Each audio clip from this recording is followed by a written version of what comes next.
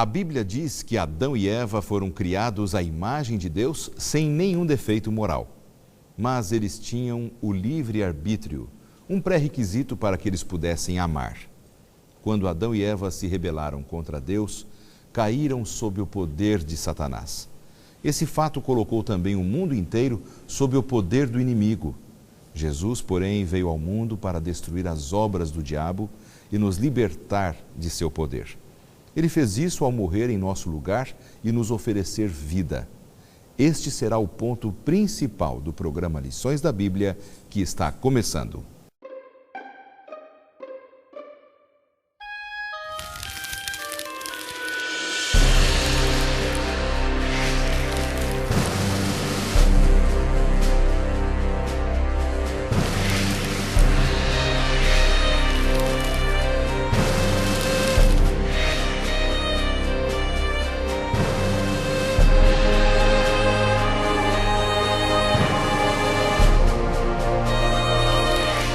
Assim como em Adão todos morreram, assim também todos serão vivificados em Cristo. 1 Coríntios 15, 22. Tema da semana: Criação e Evangelho. Olá, amigos, estamos começando mais um programa Lições da Bíblia. É sempre uma alegria, um privilégio podermos abrir a palavra de Deus e aprendermos coisas importantes para a nossa salvação. Você é muito bem-vindo aqui à bancada do programa, para que tenhamos realmente um ambiente feliz e saudável ao estudar a palavra de Deus. Eu também dou as boas-vindas aos amigos que visitam o programa mais uma vez. Pastor Daniel Weber, que vem lá da Bahia.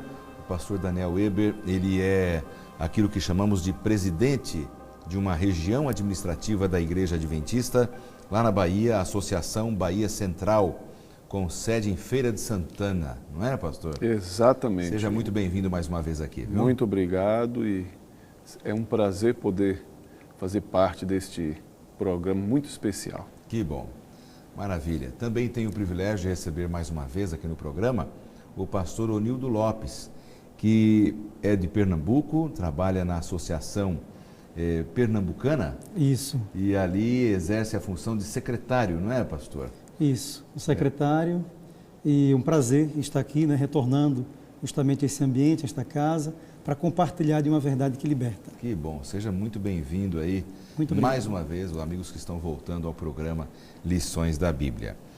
O tema desta semana é muito especial e nós já queremos orar para começarmos essa discussão importante sobre esse tema que vai nos esclarecer muita coisa e nos aproximar de Deus. Vamos fazer uma oração? Pai querido, mais uma vez te pedimos, Senhor, a tua orientação para que tenhamos clareza mental para entendermos os teus planos para nós, por Jesus. Amém. Amém. O tema dessa semana, como você já viu na abertura do programa, é Criação e Evangelho. Mas como podemos equilibrar, amigos, essas duas palavras, não é?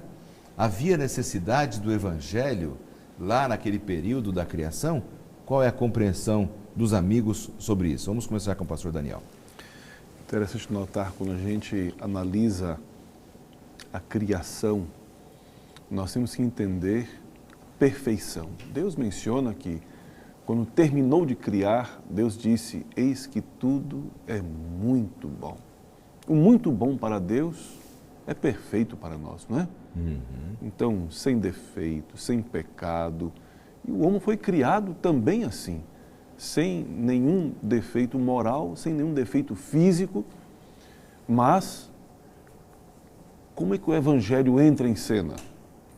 Então a gente entende, pelo contexto bíblico, de que houve a tentação, Eva caiu, Eva levou para Adão o fruto, Adão intencionalmente caiu, e então Deus entra em cena, apresentando a solução. Então, a criação e o Evangelho estão interligados, e nós podemos ver que desde a fundação do mundo, e aqui eu quero começar dizendo uma coisa, pastor, o fato de Deus ser onisciente, ou seja, conhece tudo, Deus conhece o fim desde o princípio, isso não interfere na minha e na sua decisão. O fato de Deus conhecer, Deus não está limitando nossa liberdade de escolha. Então, o Evangelho e a criação estão interligados, sim, porque o Criador é Deus. E o Evangelho está centralizado também em Deus. Maravilha. Pastor Onildo, também sua compreensão aí sobre esse tema, criação e Evangelho. Pois bem, né? O mundo foi criado por Deus de forma tão perfeita, e Deus, ao criar o ser humano, deu então o poder de escolha, né? Que nós chamamos de livre-arbítrio, e o ser humano então não soube tomar essa decisão correta, então entra o pecado do mundo. E como Deus é um Deus presente, além de criador, ele é um provedor, então ele provém uma libertação, é um libertador. Então entra em cena justamente a pessoa do Senhor Jesus, para justamente levar a gente para o propósito original, né? Então Deus tem intenção de recriar. E o Boas Notícias, o Evangelho aqui, é a pessoa do Senhor Jesus que vai conduzindo o ser humano para justamente o que Deus deseja. Então, Deus criou o mundo perfeito, né? Você que tem acompanhado sempre o programa Lições da Bíblia, tem ouvido sempre os nossos convidados, todos nós conversando sobre este ponto especial relacionado à salvação.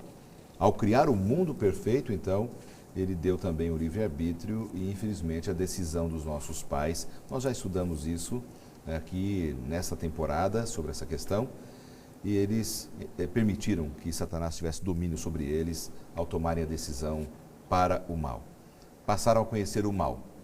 E é interessante que ali a primeira coisa que eles notaram foi, eles sentiram vergonha, não é, pastor? Eles tiveram vergonha naquele momento ali em que eles estavam, em que eles pecaram. Por que eles tiveram esse sentimento de vergonha naquele momento ali? Ô pastor, eu diria o seguinte, até o pecado existir nesta terra não tinha sentimento de vergonha. Por quê? Eles eram revestidos com a glória de Deus. Eram vestes reluzentes. A gente vê pela Bíblia que o pecado tirou esta bênção, esse privilégio. No momento que eles passaram a conhecer o mal, eles passaram agora a ser influenciados pelo mal. E a vergonha vem exatamente quando eles observam, né, de que eles agora estavam sem o revestimento da glória de Deus. Aquilo que escondia, agora estava revelado. Só que não no contexto de uma revelação gloriosa, mas uma revelação diante do mal. Então, na realidade, a vergonha que nesse contexto aqui foi fruto de algo errado que eles fizeram, estavam com medo, envergonhados, queriam se esconder.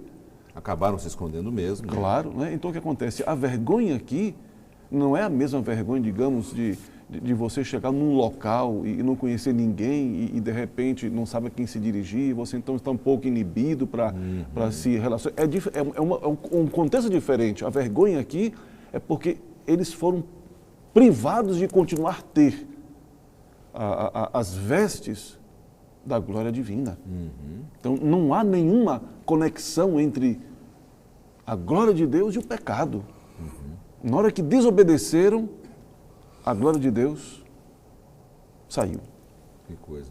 Pastor Onildo, dentro deste momento em que eles se esconderam pela vergonha ali, que eles estavam, pela nudez, Deus foi em busca deles. É como se fosse Deus indo investigar o que havia acontecido. É claro que Deus já sabia, porque Ele é onisciente, mas mesmo assim Ele foi investigar, não é? Esse foi um aspecto do cuidado de Deus em não sair condenando, em primeiro abrir um diálogo para conversar com eles. Isso, eu até enxergo assim, que há essa atitude de Deus tomar essa iniciativa, né, de ir em busca do homem. O homem peca, ele se afasta de Deus, mas Deus toma a iniciativa de correr para resgatar o homem e justamente ele faz uma pergunta, né? Onde tu estás? Logicamente, o que você acabou de mencionar, Deus sabia, claro, ele é onisciente, né? Onipresente, sabe de todas as coisas, mas ali é uma chance que Deus está dando de ele reconhecer o que o pastor acabou de mencionar, que eles perderam essa inocência Devido ao quê? Devido à entrada do pecado. Então Deus vai em busca do ser humano, dando mais uma chance, porque o nosso Deus é um Deus de misericórdia. Graças a Deus, né? Graças a Deus, Deus é um Deus aberto ao diálogo, né? Vai em busca ali. Agora, o diálogo foi bastante interessante, porque quando nós lemos o texto, ali de Gênesis capítulo 3, a partir do verso 9, você pode acompanhar na sua Bíblia, ali a ideia que nos passa é que Deus foi chamando Adão, Adão, onde você está? Olha, eu estou aqui, mas por que você está escondido? Eu tive vergonha. Mas você teve vergonha porque você comeu do fruto proibido? É a mulher que o Senhor me deu. Quer dizer, naquele momento, o primeiro meio de escape, o primeiro escapismo ali de Adão, foi realmente tentar jogar a culpa no próximo que estava perto dele? Olha, na realidade, isso faz parte do contexto do pecado, né? Então, a pessoa sabe que erra e a gente quer se esconder para não assumir as consequências do nosso erro. Então, isso se repete até hoje, né? Mas é claro. Ninguém quer aceitar as consequências. Uma criança pequena, um adolescente, um jovem, um adulto, por que faz as coisas escondidas? Porque é errado. Se fizer as claras, vai ser condenado, vai ser preso, vai ser, ter alguma retribuição. Então se esconde. Faz às escuras, faz de noite, faz de madrugada que ninguém está vendo. Mas, veja, no contexto aqui, quando a gente vê a questão de Adão, é a graça de Deus se manifestando ao Deus vir buscar Adão. Ele vem em busca do perdido, né? Deus está oferecendo a oportunidade de Adão dizer: Senhor, eu estou aqui, eu errei, me ajuda. A confissão. Se Adão não reconhecesse seu erro, como que haveria perdão? Como que Deus iria apresentar a solução? Então, neste episódio aqui da queda, de Deus vir em busca de Adão e de Adão se esconder, está a maneira como Deus lida com o pecador e com o pecado. Deus odeia o pecado, mas Deus ama o pecador, vem em busca, não é? Deus vem em busca do pecador, aonde ele está. Eu fico impressionado, Laerte, quando eu paro e penso, Deus andando no jardim do Éden, talvez, não é? Mexendo nos arbustos, cadê você, Adão? Cadê você? Não é? Como hoje a gente procura um grilo, procura uma joaninha, Deus procurando Adão. Não é porque Deus queria encontrar, Deus já sabia onde Adão estava, era para Adão dizer: Senhor, eu estou aqui. Para dar a oportunidade de reconhecer o erro, né? Senhor, eles acabaram jogando aqui. Um para cima do outro ali, né? Agora é interessante, eu percebo assim, o que é o pecado, né? Primeira reação, ele tem medo, aí se esconde, perde a inocência e joga a culpa sobre os outros. Nós somos assim. Em vez da gente correr para Deus, a gente corre de Deus. Não é verdade? Em vez da gente reconhecer nossa pecaminosidade, a gente tenta justificar nossos erros considerando os erros dos outros.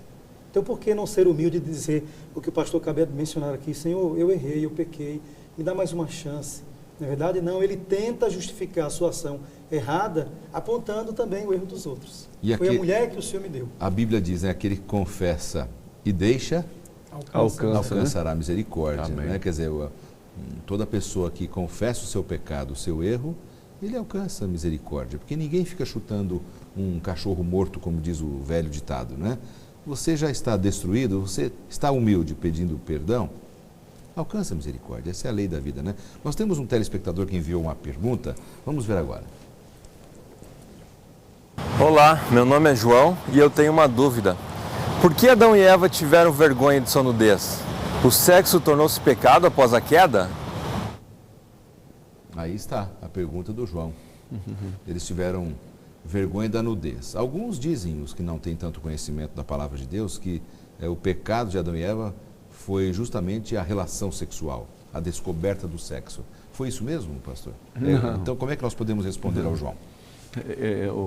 João, o sexo foi criado por Deus para ser uma bênção, ser um privilégio, ser de fato um momento de alegria. E Deus providenciou isso para o ser humano. Então, a vergonha que Adão e Eva tiveram não foi simplesmente da nudez física, mas da nudez espiritual, que estavam agora sem o revestimento da glória de Deus, estavam sem a proteção dada por Deus, sentiam-se sozinhos, sentiam-se agora... como você se sente quando você faz algo errado, aquele sentimento ruim, de pesar, de angústia, de dor, não é? De vergonha, esse sentimento que Adão estava. Eva também estava com esse sentimento. Então, a vergonha não era por causa da nudez, simplesmente a nudez por nudez. Era a nudez da glória de Deus. E o sexo foi criado por Deus para ser uma bênção. Agora, o inimigo usou exatamente desse privilégio que Deus deu ao ser humano para torná-lo também algo fora de controle. E que então nós também chamamos que o sexo fora do casamento é pecado, o sexo antes do casamento também é pecado e por aí vai, não é? Nesse aspecto, sim. O desempenho de nossa sexualidade pode ser pecaminoso ou não, né? Sim. Esse que é o ponto principal. Bom, nós vamos fazer o seguinte, nosso tempo está correndo rapidamente, nós vamos para um rápido intervalo agora e já voltamos para continuarmos conversando sobre esse assunto com o segundo bloco do programa dessa semana. Não saia daí.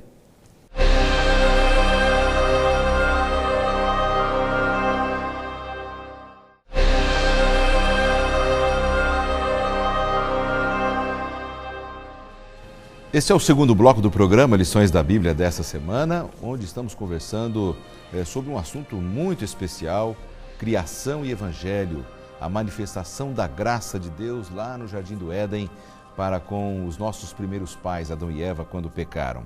Estou conversando com os pastores amigos que vêm de regiões distantes, o pastor Daniel Eber da Bahia e o pastor Onildo Lopes lá de Pernambuco. Uma alegria receber os amigos aqui. Bom, estávamos conversando no bloco anterior justamente sobre a questão da graça, da nudez, que a nudez não é pecado, aliás, o sexo não é pecado, mas a forma como nós desempenhamos nossa sexualidade pode se tornar pecado, claro. O sexo foi dado por Deus antes da entrada do pecado neste mundo.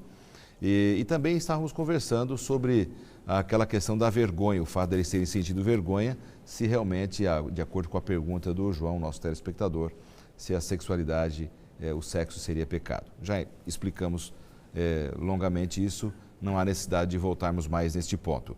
Porém, no capítulo 3 do livro de Gênesis e no verso 21, nós lemos que Deus, ele fez para Adão e a sua esposa Eva túnicas de peles e os vestiu. Mas eles estavam vestindo uma outra vestimenta, não é, pastor Onildo, antes? Isso, a Bíblia menciona, né? Uhum. Vestimento de folhas, coisa que não dura muito tempo. Folhas de figueira ali. Folha de figueira. Então Deus entra aí com a sua ação de graça, justamente providenciando uma roupa mais durável, né? Essa roupa justamente veio do que o cordeiro teve que morrer e fazer da pele desse cordeiro vestimenta. Qual é a lição que a gente aprende aqui? Primeiro, que nós precisamos sempre da graça de Deus para a gente ter roupas duráveis. No sentido figurativo seria o caráter, né? A glória. Um dia nós acreditamos que o nosso corpo será glorioso, o pastor até mencionou isso na sua fala anteriormente. Segundo, a lembrança da perda da inocência. Então, Deus providenciou uma roupa visando que Cristo também é aquele que providencia o que nós necessitamos. Então, ele entra como o nosso provedor, mais uma vez aqui, né? Outra lição que a gente aprende é o alimento da esperança. Será que vale a pena a gente estar sempre matando o cordeiro para providenciar roupa para a gente? Uhum. Então, a gente tem que ter esperança no mundo melhor.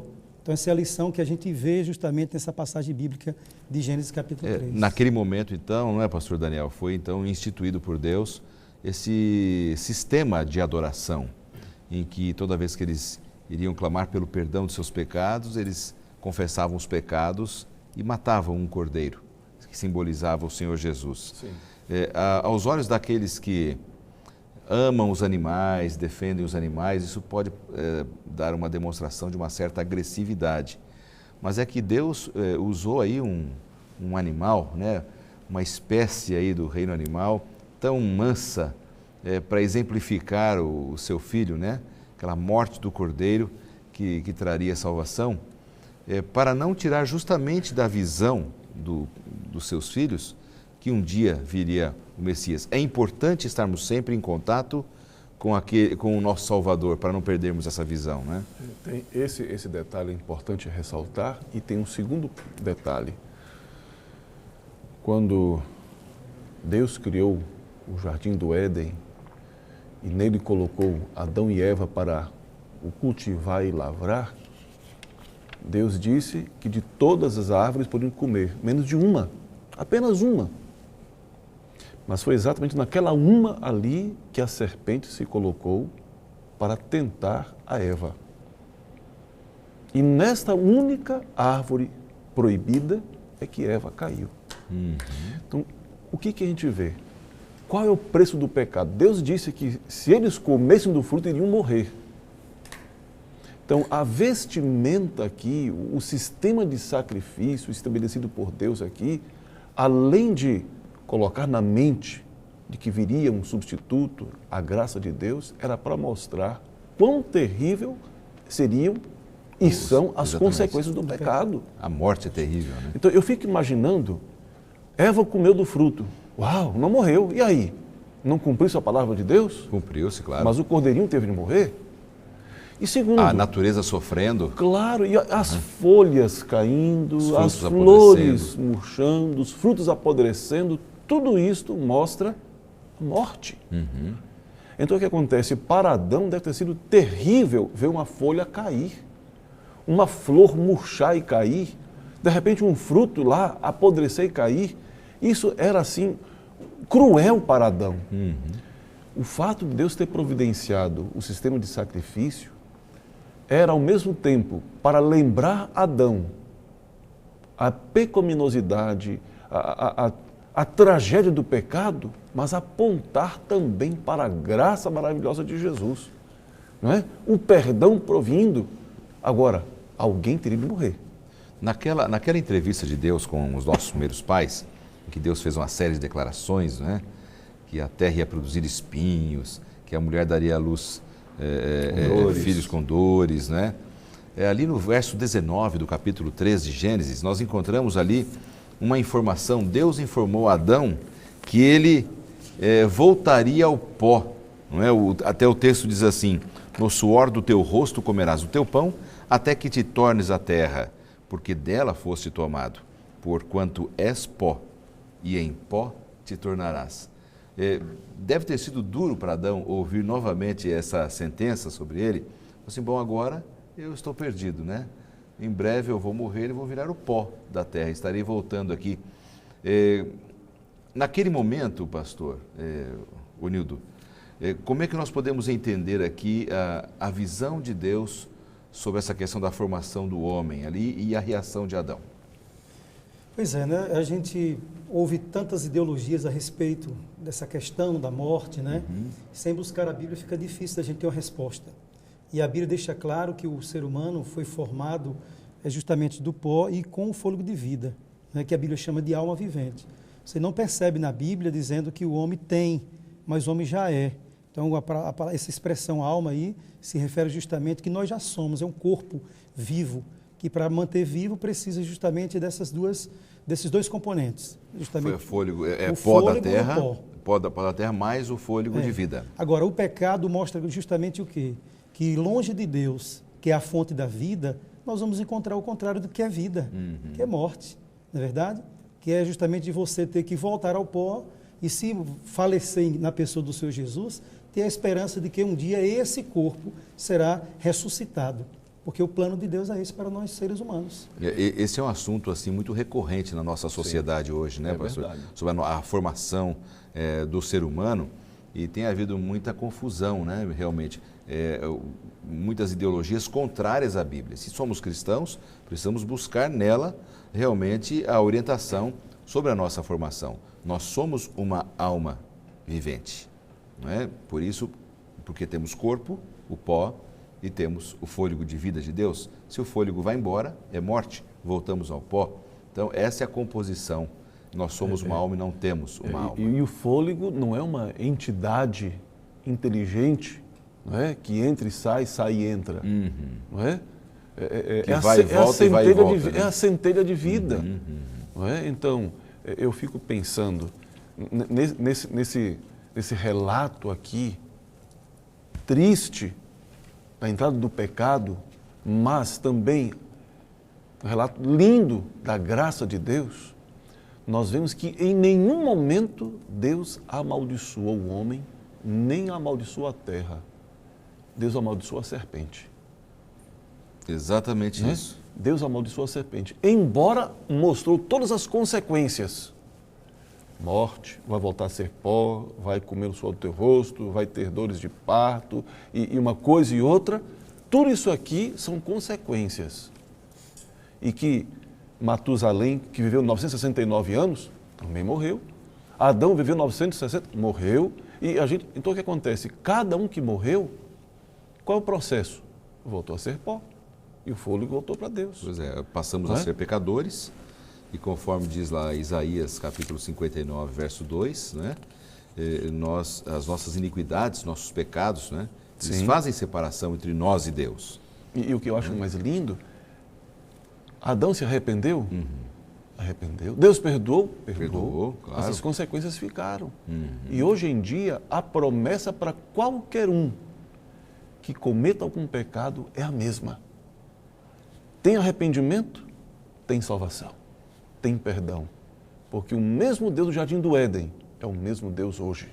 Oferece graça, perdão, salvação e vida eterna em Cristo Jesus. Eu tenho recebido muitos contatos aí por onde vou, de pessoas angustiadas justamente falando sobre isso, né? Pastor, será que tem solução, tem perdão para mim? Pessoas que estão mergulhadas nas drogas, na prostituição, gente que está sofrendo aí no mundo, né? E a gente, claro, né? A gente tem que confortar essas pessoas e relembrar esse episódio de Adão e Eva, não é? Deus foi amoroso, foi justo, foi forte a sua justiça, não livrou o nosso pai original ali, e Eva, né, Adão e Eva, das consequências, mas ele também perdoou, não é, pastor Nildo? Ele ofereceu graça ali. E aqui eu lembro o versículo bíblico que diz assim: achegai-vos a mim e eu chegarei a vós. Então a iniciativa de Deus de salvar, de estender a sua graça é tão presente. Agora o ser humano também precisa fazer a sua parte. É o que disse o versículo. Achegai-vos a Deus, você corra para Ele, não viver correndo dEle. Então se nós necessitamos de vida eterna, nós temos que correr para aquele que tem vida eterna. Exatamente. Se precisamos de perdão, vamos correr para aquele que tem perdão. Exato. Poderia dizer que Deus continua buscando, né? Homens e mulheres hoje, assim como Deus buscou Adão e Eva, continua buscando.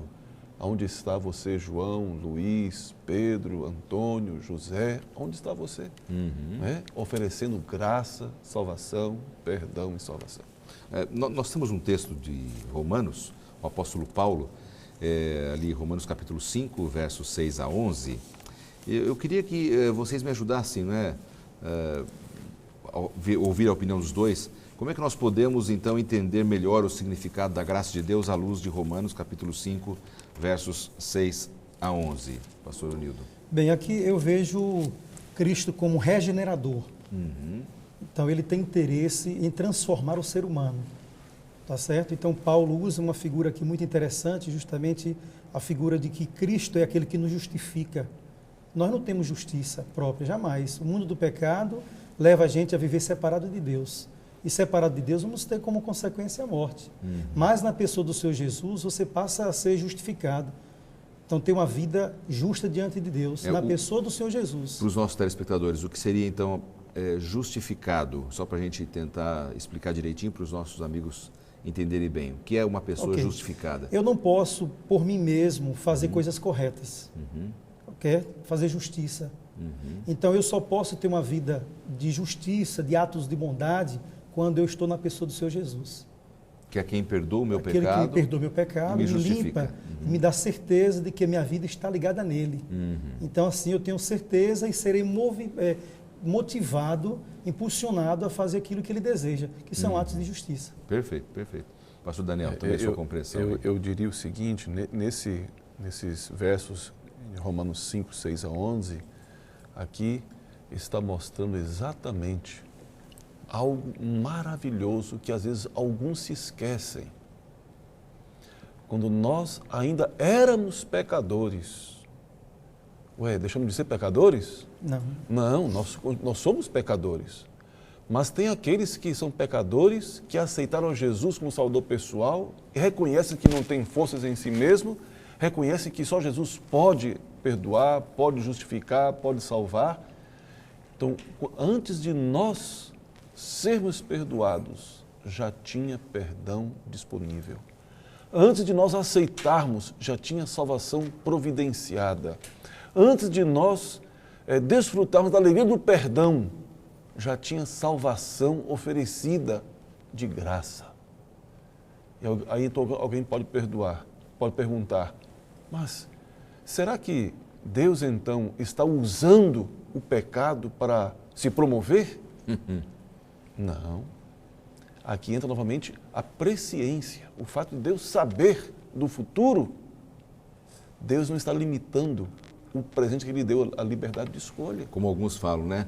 Será que Deus não está aprisionando a raça humana, né? Não é? Fazendo com que, não, tem que clamar pelo perdão, você depende de mim, você não é nada, mas é exatamente isso, nós não somos nada mesmo, Não é? né? Então o que acontece? Romanos 5, 6 a 11 está mostrando que Deus prova o seu amor para conosco, em que Cristo morreu por nós, sendo nós ainda pecadores.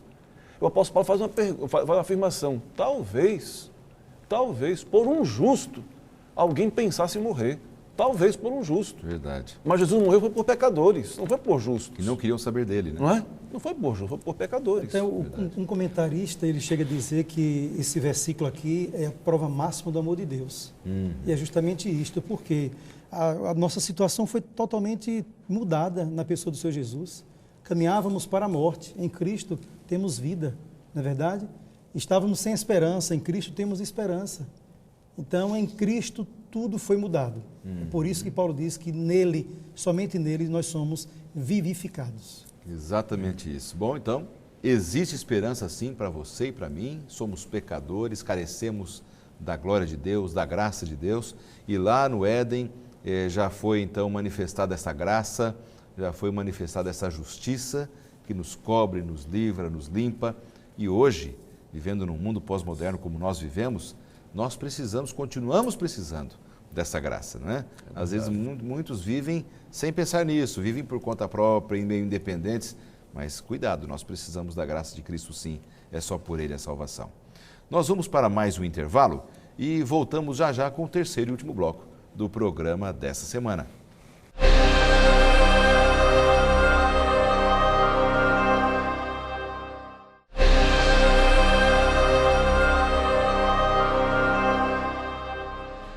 Este já é o último bloco do programa Lições da Bíblia dessa semana, onde conversamos sobre um assunto muito especial, o momento em que a graça de Deus foi revelada aos nossos primeiros pais, lá no Jardim do Éden, e como essa graça é revelada a você e a mim também, como pecadores.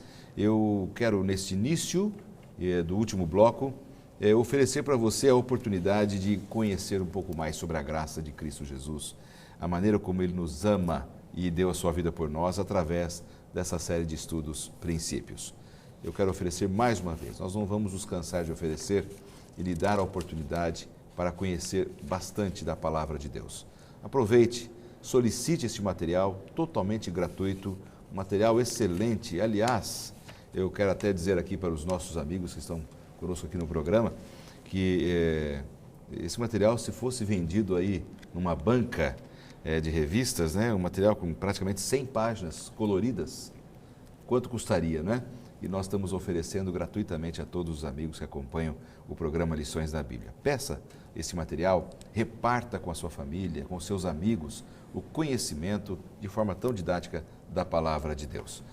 Como o tema desta primeira temporada de 2013 está falando sobre as origens, as nossas origens em Cristo Jesus como Criador, como nosso Deus, eu quero dar ênfase mais uma vez em dois materiais da Casa Publicadora Brasileira, que é a nossa parceira aqui no programa, dois livros escritos pelo jornalista Michelson Borges e que abordam justamente esse lado da criação, Deus como Criador, o criacionismo. O primeiro é este aqui, Por que Creio?, que é uma entrevista com 12 pesquisadores que falam sobre ciência e religião. E o segundo é este, A História da Vida, de onde viemos, para onde vamos, também do mesmo autor, jornalista Michelson Borges, dois materiais da Casa Publicadora Brasileira, que você pode ter acesso através do site desta editora e ter na sua biblioteca um material tão especial justamente sobre o tema. Amigos, no bloco anterior, nós conversamos sobre a questão da manifestação da graça de Deus em Cristo ali no Éden. Também o texto de Paulo, Romanos, capítulo 5, que fala justamente sobre essa compreensão do apóstolo Paulo sobre um tema tão profundo. Mas como o tempo estava avançado, eu sei que vocês gostariam de fazer um outro comentário justamente sobre aquele assunto. Eu queria dar a oportunidade, vamos começar com o pastor Daniel, para a gente retomar aqui o assunto e fecharmos este bloco. Uma autora americana inspirada, ela escreveu o seguinte: as cenas do Calvário despertam a mais profunda emoção. A esse respeito, vocês estarão desculpados se manifestarem entusiasmo. Que Cristo, tão excelente, tão inocente, devesse sofrer tão dolorosa morte, suportando o peso dos pecados do mundo, jamais nossos pensamentos e imaginação poderão compreender plenamente. O comprimento, a largura, a altura e a profundidade de tão assombroso amor não podemos sondar. Talvez não possamos sondar esse amor, mas por que é tão importante tentar? Maravilha, hein? Esse é o livro da autora Ellen White, Testemunhos para a Igreja, volume 2, né? Isso, página 213. Página 213, maravilha. Profundo texto, né? Sem dúvida. Com certeza, a cena do Calvário, ela nos remete a uma profunda emoção, claro. Isso, pastor, e também a mesma autora, em outro livro, ela menciona que devemos todos os dias meditar nesse cenário, nesse episódio, porque é o episódio que nos dá a garantia de vida eterna, de salvação. Deus amou o mundo, me amou de tal forma que me deu Jesus. Para quê? Para que eu possa ter vida eterna. Alguns podem perguntar agora, de repente você que está ligando a sua televisão nesse momento, e faz a seguinte pergunta: mas por que tanta agressividade? Por que alguém tinha que morrer? Não é? Mas é que a lei de Deus, ela pedia justiça, não é? Ela acusava o ser humano, não é, pastor Daniel? Na realidade, a lei de Deus, ela é eterna como Ele é eterno, ela é santa, justa e boa. A expressão do caráter dele, né? E o salário do pecado é a morte. Então, na realidade, quem pedia a morte era o próprio Satanás. Baseado no código. Então, né? o próprio Satanás. Então, se Eva comeu, então tem de morrer. Porque a lei diz que tinha que morrer. Né? Só que o inimigo não esperava que quem fosse morrer fosse o próprio Criador. É por isso que nós encontramos em toda a vida de Jesus a atroz perseguição ao Senhor Jesus Cristo, a matar Jesus antes de chegar até a cruz. Desde o nascimento. Aliás, se nós formos analisar a história bíblica, o povo de Deus sempre foi perseguido para que não se cumprisse o plano da salvação. Porque tudo estava sendo conduzido para o clímax, a cruz do Calvário. Então, desde lá o Egito, a caminhada para Canaã, a entrada em Canaã, os reis, os profetas, tudo isso aqui é o pano de fundo da cruz do Calvário. Exatamente. Então, quando Jesus nasce, o inimigo quer, de fato, matar a Jesus. Por quê? Não é para Jesus chegar até a cruz. O inimigo sabia, se Jesus morrer, eu estou perdido. Porque quem tem de morrer é o homem. Eva que tem de morrer.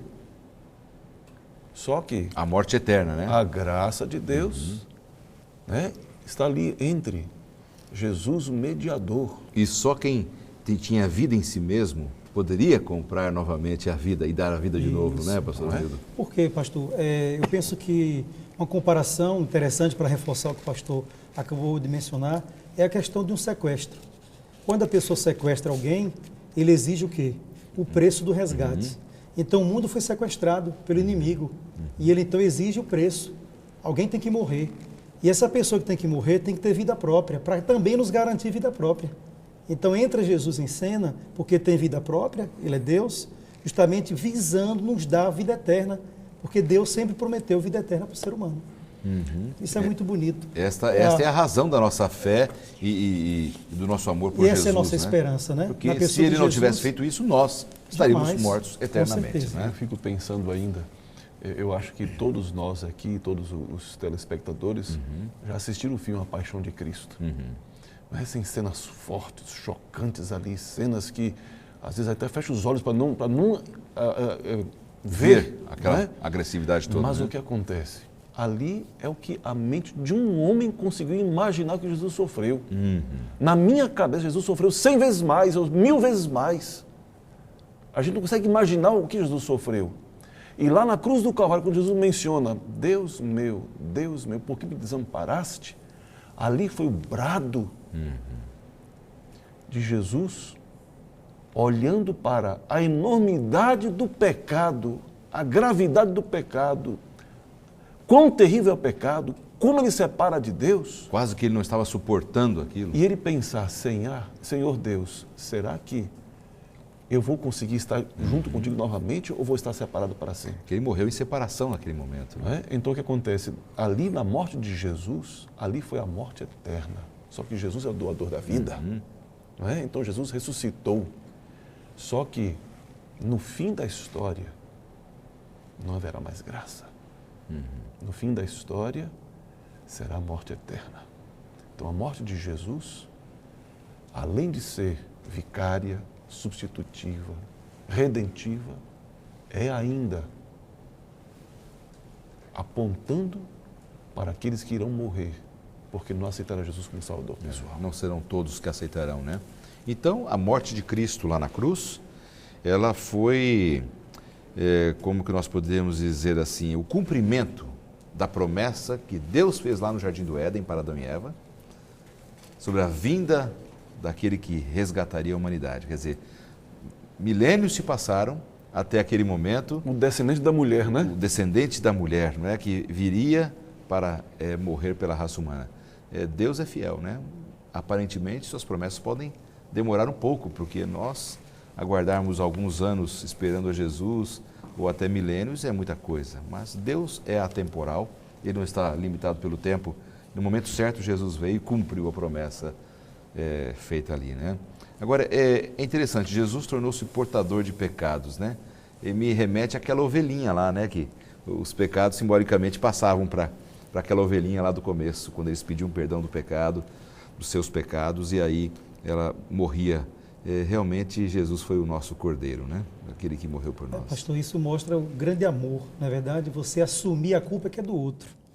Então, ele não morreu consequência do pecado dele, que ele não teve, mas ali estava justamente o pecado de toda a humanidade.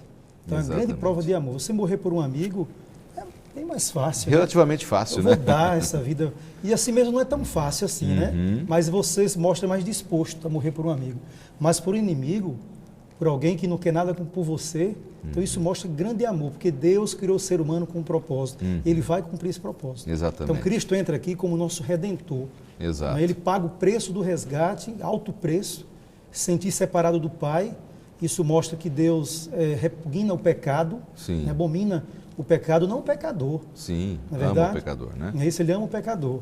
Mas aí está a grande prova do Que amor maravilha. de Deus. Olha, então, Cristo é o nosso Criador, é o nosso Redentor e é aquele que vai recriar este mundo novamente sem pecado e nos dará de presente para vivermos eternamente, não é, pastor Daniel?